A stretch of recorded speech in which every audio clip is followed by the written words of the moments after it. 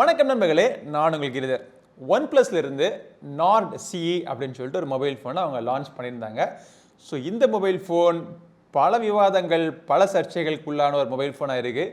So இந்த mobile ஃபோனுடைய முழு விமர்சனத்தை அன்பாக்சிங்கோடு சேர்த்து இந்த பதிவில் நம்ம இன்றைக்கி பார்த்துருவோம்.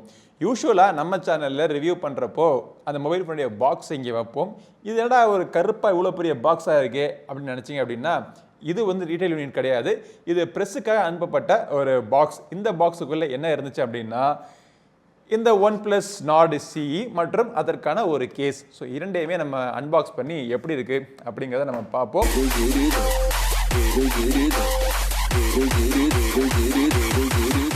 ஓகே, இந்த OnePlus Nord CE இந்த பாக்ஸுக்குள்ளே என்னென்ன வருது அப்படிங்கிறத நான் முதல்ல உங்களுக்கு காமிக்கிறேன்.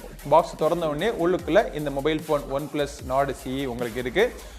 அதுக்கப்புறமா ஒரு குட்டி பாக்ஸ் இருக்குது. அந்த பாக்ஸுக்குள்ளே ஒரு TPU ஜெல் கேஸ் கொடுத்துருக்காங்க. ஸோ அதுக்குள்ளே ஒரு சின்ன ஒரு பேம்ப்ளெட் கொடுத்துருக்காங்க. ஸோ அந்த பேம்ப்ளெட்டுக்குள்ளே ஒரு சிம் எஜெக்டர் டூல் கிட் கொடுத்துருக்காங்க. அப்புறம் யூசர் மேனுவல், ஸ்டிக்கர்ஸ், எக்கச்சக்கமான வெல்கம் லெட்டர்ஸ், டாக்குமெண்டேஷனே பார்த்தீங்கன்னா ஒரு 1/2 கிலோவுக்கு டாக்குமெண்டேஷன் கொடுத்துருக்காங்க. ஸோ அதெல்லாம் ஓரமாக வச்சுட்டு தொடர்ந்து நம்ம கீழே பார்த்தோம் அப்படின்னா 30 வாட்டுக்கான ஒரு சார்ஜிங் பிரிக் ஒன்று கொடுத்துருக்காங்க. அதுக்கப்புறமா ஒரு USB Type-C உடைய கேபிள். ஓகே, இது வந்து OnePlus Nord CE-னுடைய பாக்ஸ். ஸோ இந்த பாக்ஸை நம்ம பத்திரமா வச்சுட்டு இந்த கேஸ் எப்படி இருக்குது அப்படிங்கிறத பார்ப்போம். இந்த கேஸோடைய விலை பார்த்தீங்கன்னா 790 rupees. ரொம்ப ஒரு ஹை குவாலிட்டியான ஒரு கேஸ் கொடுத்துருக்காங்க. ஸோ இந்த பம்பர் கேஸ் பார்த்தீங்க அப்படின்னா 3 கலர் வேரியண்ட்டில் அவைலபிளாக இருக்குது. பர்பிள், ப்ளூ மற்றும் பிளாக். என்னை பொறுத்த வரைக்கும் அந்த பிளாக் ஓகே பரவாயில்லாமல் இருக்குது. இது முதல்ல பார்க்குறதுக்கு அழுக்காக தெரிஞ்சாலும் யூஸ் பண்ண நம்மளுடைய கேஸ் அழுக்காயிரும் பார்த்தீங்களா. அதுக்கு பதிலாக ஆரம்பத்திலேருந்தே அழுக்காவே இருந்தால் எப்படி இருக்கும் அப்படிங்கிற ஒரு ஐடியாவில் இந்த மாதிரி பண்ணியிருக்காங்க போல். சரி பரவாயில்ல, இதை நம்ம ஓரமாக வச்சுட்டு நமக்கு முக்கியமான விஷயம் OnePlusனுடைய இந்த Nord CE. ஓகே, ஸோ இந்த Nord CE மொபைல் ஃபோனை பற்றி பேசுகிறதுக்கு முன்னாடி ஒரு சில விஷயங்கள் நான் உங்களுக்கு சொல்ல விரும்புகிறேன். OnePlusனுடைய Nord இந்த லைனப் எதுக்காக இருக்குது அப்படின்னா, OnePlusனுடைய மெயின் அவங்களுடைய ஃப்ளாக்ஷிப் மொபைல் ஃபோன்ஸுடைய விலையெல்லாம் பார்க்கறதுக்கு அப்படி இன்க்ரீஸ் ஆகிக்கிட்டே இருக்குது. பட் இன்க்ரீஸ் ஆகிக்கிட்டே இருந்தாலும் மக்களுடைய மனசில் நம்ம என்னைக்கு இருக்கிறோம், எல்லா தரப்பினுடைய மனசில் நம்ம இருக்கணும் அப்படிங்கிறதுக்காக Nord அப்படிங்கிற ஒரு லைனப்பை அவங்க போன வருஷம் அவங்க லான்ச் பண்ணாங்க. ஸோ இந்த Nord லைனப்பில் இந்தியாவில் ஒரே ஒரு மொபைல் ஃபோன் தான் அவங்க இதுவரைக்கும் ரிலீஸ் பண்ணியிருக்காங்க. சைனாவில் 2-3 மாடல்ஸ் ரிலீஸ் பண்ணியிருக்காங்கன்னு நினைக்கிறேன்.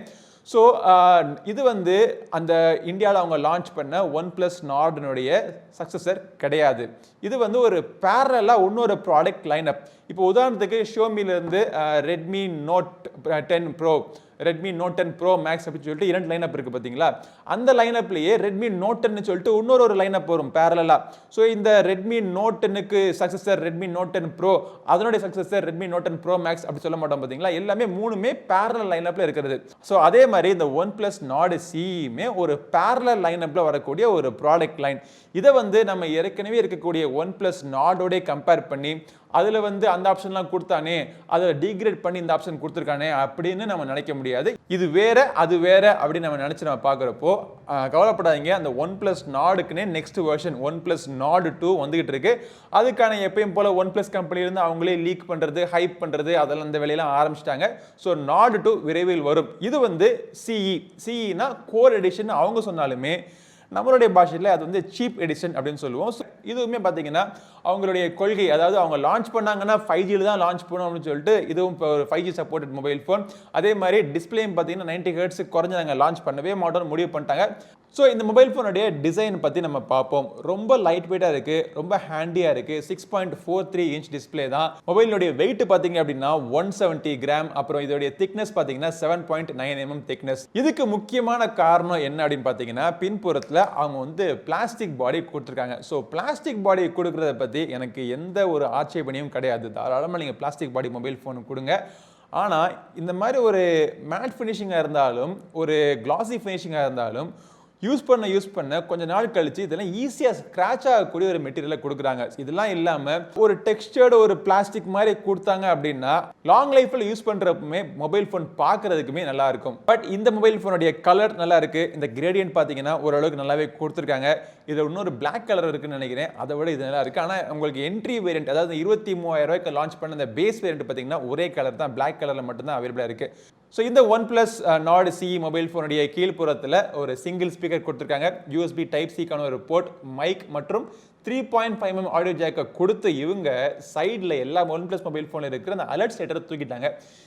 அலர்ட் ஷேடர் ரொம்ப ஒரு யூஸ்ஃபுல்லான ஒரு ஃபீச்சர். ஏன் அலர்ட் ஷேடரை வந்து OnePlusல இருந்து மித்த மொபைல் ஃபோன் கம்பெனிக்காரங்களாம் காப்பி அடிக்காமல் இருக்கான்னு சொல்லிட்டு எனக்கு ரொம்ப நாள் கவலையாக இருக்குது. அப்படி இருக்கிறப்போ OnePlus கம்பெனியே அவங்களுடைய சொந்த மொபைல் ஃபோனில் இருந்து அலர்ட் ஷேடர் தூக்கினது வந்து மிகப்பெரிய கவலைக்கிடமான ஒரு விஷயமா இருக்குது. நாடில் கூட இருந்துச்சு.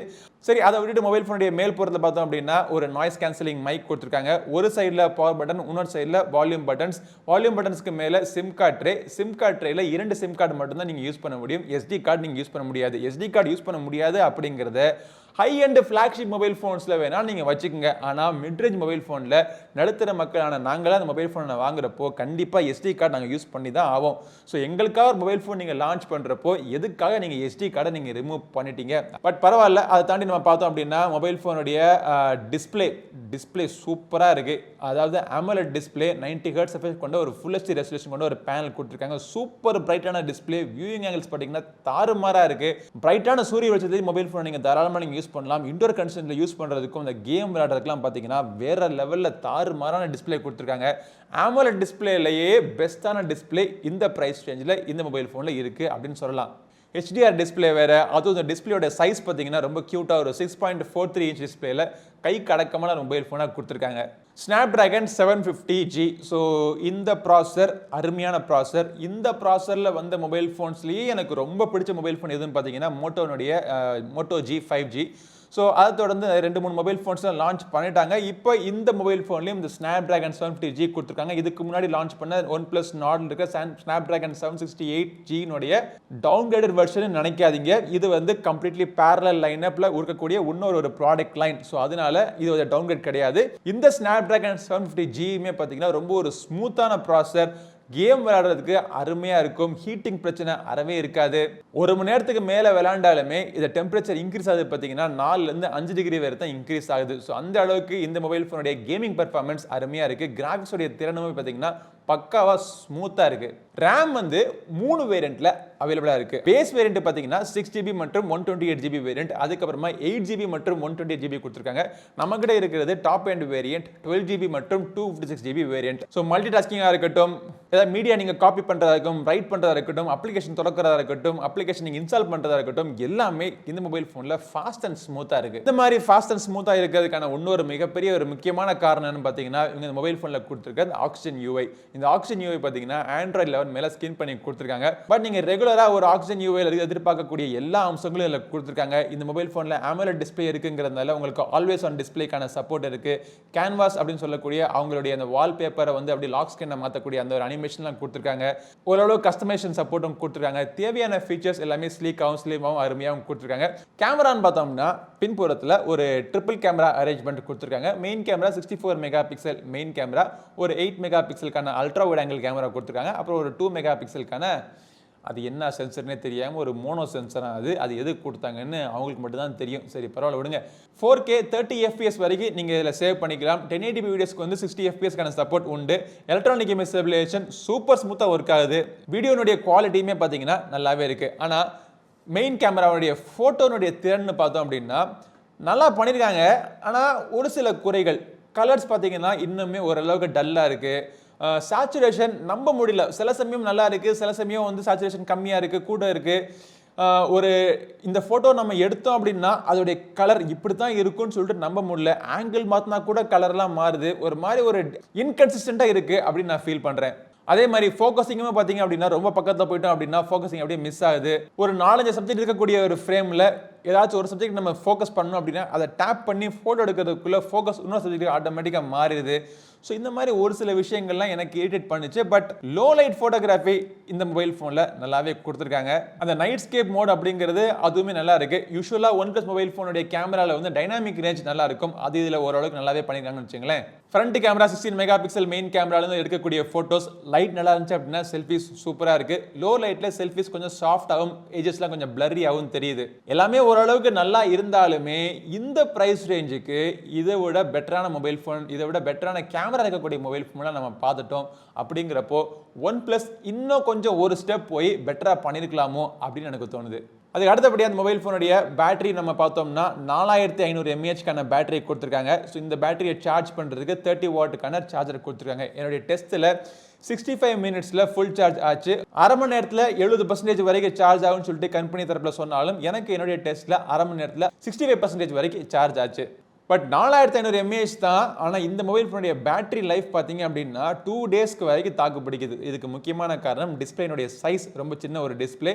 அதே மாதிரி இது வந்து AMOLED பேனலும் கூட. Snapdragon 750G ரொம்ப ஒரு ரிசோர்ஸ் கான்ஷியஸ் ஆன ஒரு ப்ராசஸர் அப்படின்னு சொல்லலாம். ஸோ ஓவராலாக பேட்டரியினுடைய பெர்ஃபார்மன்ஸ் திருப்திகரமாக இருக்கு. இந்த மொபைல் ஃபோனை வாங்கலாமா வேணாமான்னு கேட்டிங்க அப்படின்னா நீங்கள் வந்து ஒரு OnePlus பிரியரா, OnePlus மொபைல் ஃபோன் தான் வாங்கணும்னு நினச்சிக்கிட்டு இருந்தோம், அதுவும் ஒரு 25,000 ரூபாய்க்கு கம்மியான ப்ரைஸில் ஒரு மொபைல் ஃபோன் நம்ம வாங்கணும் அப்படின்னு நீங்கள் நினச்சிங்கன்னா தாராளமாக நீங்கள் வாங்கலாம். ஆனால் அந்த ப்ரைஸ் ரேஞ்சுக்கு உங்களுக்கு என்ன கிடைக்குது அப்படின்னா ஒரு பிளாஸ்டிக் மொபைல் ஃபோன் தான். டிஸ்பிளே பார்க்குறதுக்கு நல்லா அருமையாக இருக்குது, பெர்ஃபார்மன்ஸ் ஸ்மூத்தாக இருக்குது, யூசர் எக்ஸ்பீரியன்ஸ் ஓகே. நம்ம ஆக்சிஜன் அப்படி OS அப்படிங்கிறப்போ நிறைய அப்டேட்ஸில் இம்ப்ரூவ் பண்ணுவாங்க அப்படிங்கிற நம்பிக்கையில் நம்ம இருக்கலாம். கேமரா ரொம்ப திருப்திகரமாக இல்லை. இது OnePlus மொபைல் ஃபோன்ஸ், எந்த மொபைல் ஃபோன் நீங்கள் வாங்கினாலும் அவங்க ஹேசல் பிளாட்னு சொன்னாலும் என்ன பால்னு சொன்னாலும் அதில் வந்து கேமரா வந்து சுமாராக தான் இருக்கும், நமக்கு தெரிஞ்சு போயிடுச்சு இப்போது. ஸோ கேமராவில் ரொம்ப எதிர்பார்ப்புகள் கிடையாது. 5G அப்படிங்கிறப்போ இந்தியாவில் வந்து ஒரே ஒரு பேண்டுக்கான சப்போர்ட் மட்டும்தான் இந்த மொபைல் ஃபோனில் கொடுத்துருக்காங்க. இதே மொபைல் ஃபோன் யூரோப்பில் லான்ச் பண்ண மொபைல் ஃபோனில் பார்த்தீங்கன்னா எக்கச்சக்கமான பேண்ட், மில்லிமீட்டர் வேவுக்கான சப்போர்ட் கூட கொடுக்குறாங்க. இந்தியாவில் லான்ச் பண்ணுற மொபைல் ஃபோன்ஸில் மட்டும் ஒரே ஒரு பேண்டுக்கு மட்டும் சப்போர்ட் கொடுக்குறாங்க. இனிமேல் சப்போர்ட் கொடுப்பாங்களா கொடுக்க மாட்டாங்களா அப்படிங்கிறதும் ஒரு பெரிய கேள்விக்குறியாக தான் இருக்குது. கொடுக்க மாட்டாங்கன்னு நினைக்கிறேன். சரி பார்ப்போம். என்னுடைய கருத்தை பதிவு பண்ணிட்டேன். உங்களுக்கு இந்த பதிவு பிடிச்சிருந்துச்சு அப்படின்னா லைக் பண்ணுங்க, இந்த வீடியோ உங்கள் நண்பரோட ஷேர் பண்ணுங்க, உங்களுடைய எண்ணங்களை கீழே கமெண்ட்ஸில் ஷேர் பண்ணுங்க. நம்ம சேனலுக்கு இன்னும் சப்ஸ்கிரைப் பண்ணலாம், சப்ஸ்கிரைப் பண்ணிட்டு கூடவே இருக்கிற பெல் பட்டனை பிரஸ் பண்ணிடுங்க. அடுத்த ஒரு பதிவு உங்களை மீண்டும் சந்திக்கும் வரை உங்களிடம் வந்து விடைபெறுவது உங்கள் நண்பன் கிரிதர். வாழ்க தமிழ், வளர்க பாரதம். நன்றி, வணக்கம்.